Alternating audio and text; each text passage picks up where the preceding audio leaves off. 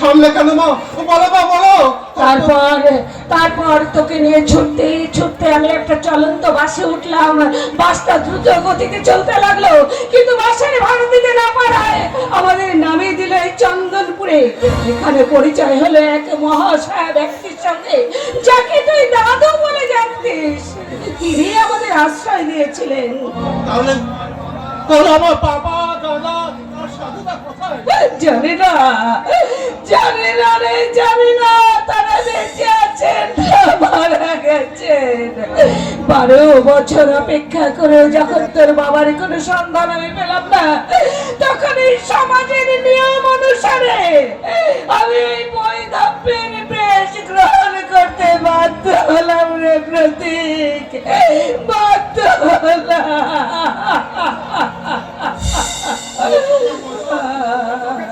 তোমার চোখের জল মোছো। এতদিন সায়নে স্বপনে নিশি জাগরণে তুমি দু চোখে শুধু চোখের জলে বুক ভাসিয়েছো। কোনো কারণ খুঁজে না পেয়ে আমি শুধু তা দূর থেকে তা দেখেছি।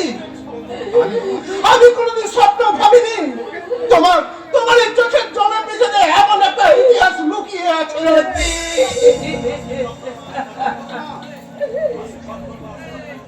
আশীর্বাদ করো মা, আশীর্বাদ করো।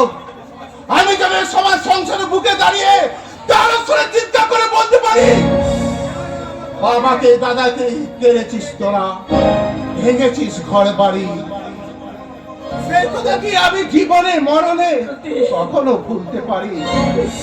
আদির ভিতরে মানবিকতা আমি যদি কেউ হই, সজন হারানো মহাশাসনে চিতা তোদের তুলবই, চিতা তোদের তুলবই, চিতা তোদের তুলবই। আয় প্রতীক, বাবা হয়ে আমি তোকে সাজিয়ে দেব রানা সাজে। বাবা দাদার মৃত্যু আর মায়ের অসম্মানের চরম প্রতিশোধ নিতে ওই জীবনে রণক্ষেত্রে অবতীর্ণ হবার আগে আমি তোর কপালে রেখে দিলাম মায়ের রক্তে বিজয় পেলাম।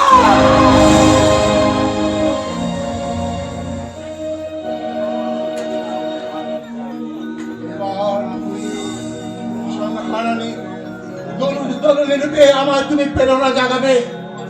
তোমার সে মূর্তি দেখে আমি মন্থন করবো আমার চলার পথের পাথেও।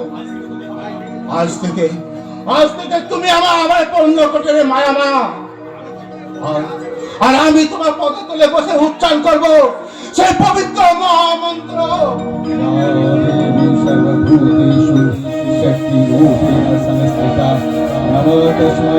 नमो तस्मै नमो तस्मै नमो नमः। या देवी सर्वभूतेषु मातृरूपेण संस्थिता नमो तस्मै नमो नमः। या देवी सर्वभूतेषु शान्तिरूपेण संस्थिता नमो तस्मै नमो नमः।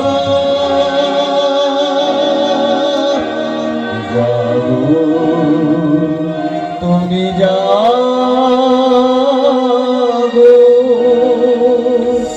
জাগো দুর্গা জাগো দশ অভয়া শক্তি বলপ্রদায়িনী তুমি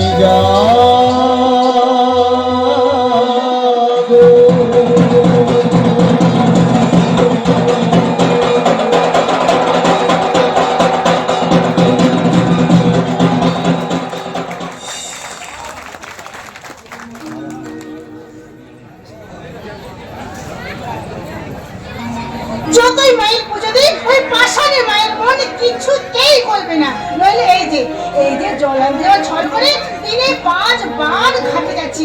মাকে চাইলেও একবার তার সঙ্গে আমার দেখা করে দিতে পারতো না। তোর ছাই কি হবে ওর কথা চিন্তা করি। এবার এলে আমি সোজা বলে দেব,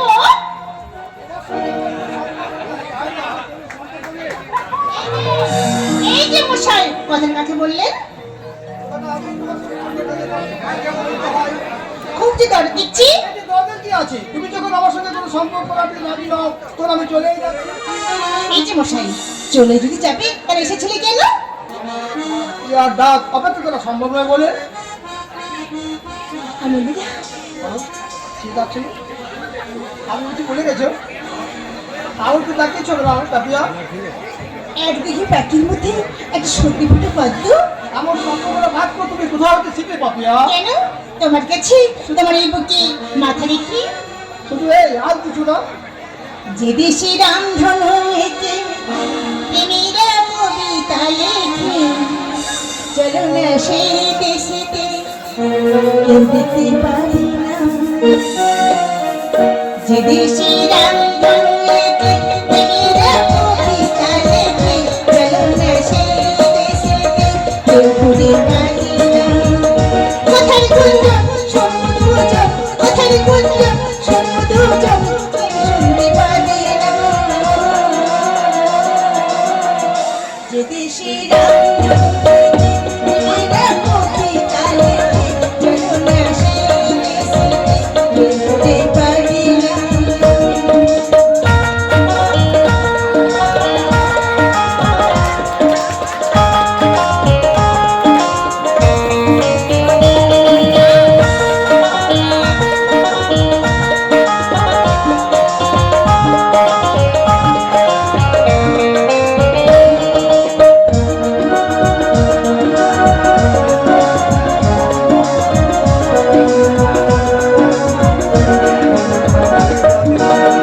যেখানে দিদির যেখানে রাত প্রহরে প্রহরে আসে শুধু ভালোবাসা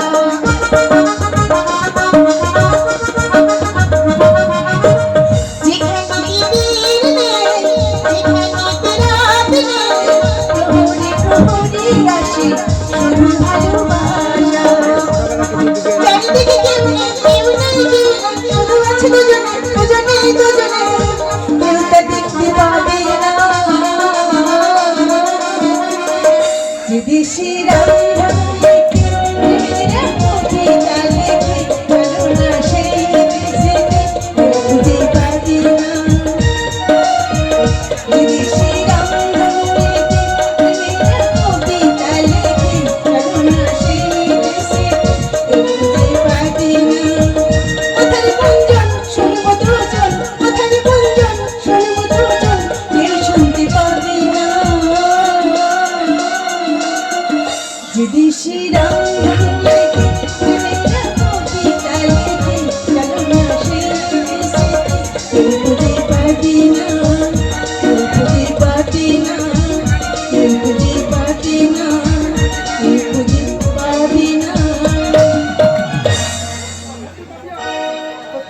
সত্যি সত্যি সত্যি তুমি যেমন সুন্দর ঠিক তেমনি তোমার ওই কণ্ঠের গান এই ছাড়ো ছাড়ো এখানে এসে পড়বে দেখে ফেলবে আসুক না আসুক আমি কাউকে গাই নাকি শুনুনি সে হিন্দি ছবির গান প্যার কিয়া তো ডরনা কিয়া প্যার কিয়া তো ডরনা কিয়া প্যার কিয়া তো ডরনা কিয়া বাংলা দেশে তো হিন্দি ছবি রমরমা কিসে কি ছোট তুই দেশের যে অবস্থা দেখছি তাতে হয়তো দুদিন পরে এরা বাংলায় বলে ভুলে যাবে নাটক না করে বাস্তবে ফিরাই পঙ্কজ পথের মাঝে তোরা যে আরম্ভ করেছিস তাতে আমার নয় তোদের নাটক যে কতদিন চলবে সেটাই আমি ভাবছি নাটক বন্ধু নাটক নয় নাটক নয় এটাই সত্য যাকে তুই এই নাটক বলে বাস করছিস তোকে আমি বাস্তবে রূপ দিয়ে বুঝিয়ে দিব যে আমি কোনো হিন্দি সিনেমার নায়ক নয় সলমান খান নয় আমি সির্ফ আনন্দ সেন শর্মা তাই আমার হিসাব 4 5 নয়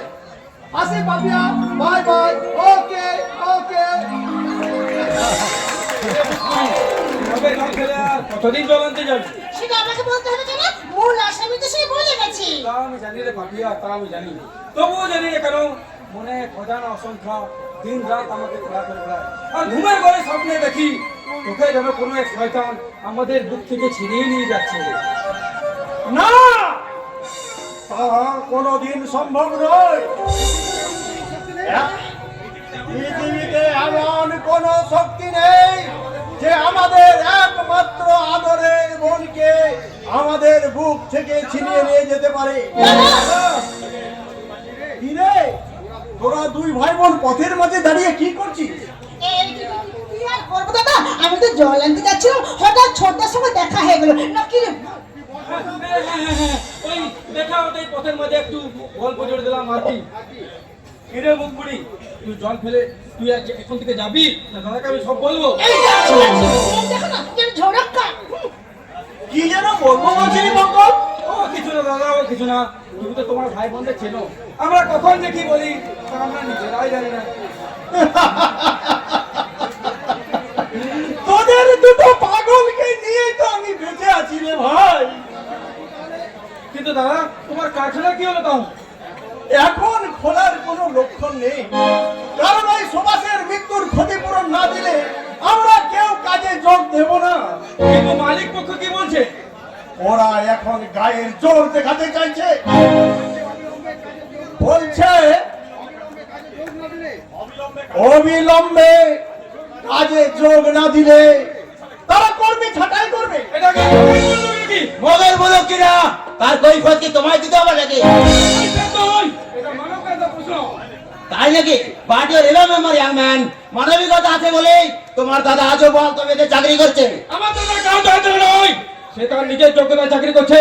আর আপনি এমন ভাবতে পারছেন যেন আপনার তো আমার দাদা। সেই বোঝাপড়াটা আমি তোমার দাদার সাথেই করে নেবো। ওর কথায় রাগ করবেন না বড়বাবু। বলুন বড়বাবু, হঠাৎ করে আমার এখানে জানতে চাই আপনার ডিসিশনটা কি? নতুন করে কি আর জানাবো বড়বাবু? কর্মরত অবস্থায় একজন শ্রমিক মারা গেছে, তার উপযুক্ত ক্ষতিপূরণ না পেলে আপনারা কাজে যোগ দেবেন না, এই তো। কিন্তু আমার ডিসিশনটা করে রাখুন, আপনারা কাজে যোগ দেবেন এবং কোন রকম ক্ষতিপূরণ ছাড়া। You understand? না, বুঝিয়ে দিতে এসেছি যে একজন শ্রমিক নেতা হলো শ্রমিকের কাছে সম্মান তার যতখানি, দায়িত্বটাও ততখানি। আর বিপদের পরিমাণটা এর চাইতে অনেক বেশি। মানেটা জলের মতো পরিষ্কার, তবে এখন নয়, পরে হয়ে যাবে। ও আমার ছোট বোন বড়বাবু। তাই নাকি? তাহলে বিপদের পরিমাণটা তো আরো বেড়ে গেল।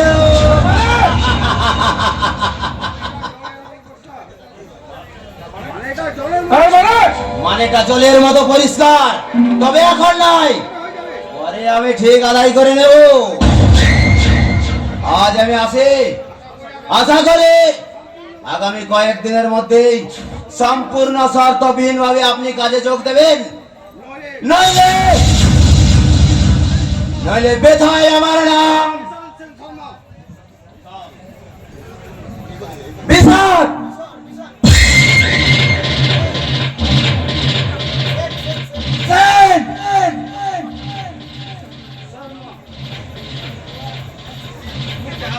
শর্মা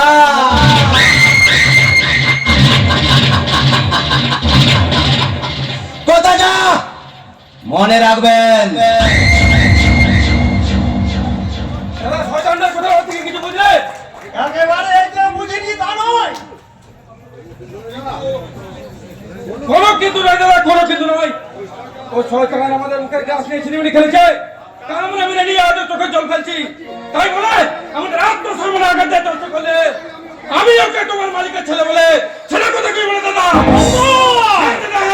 আর যে চোখে অভাব মনোরণা বেদনা অস্ত্র হচ্ছে, এই অস্ত্রই একদিন আগুন হয়ে ওদের লোভ লালসা সংসারকে জ্বালিয়ে জ্বালিয়ে আমার মনে হয় দাদা, কোনদিন আমাকে ঘিরে তোমাদের জীবনে অশান্তির কালো ছায়া নেমে আসবে।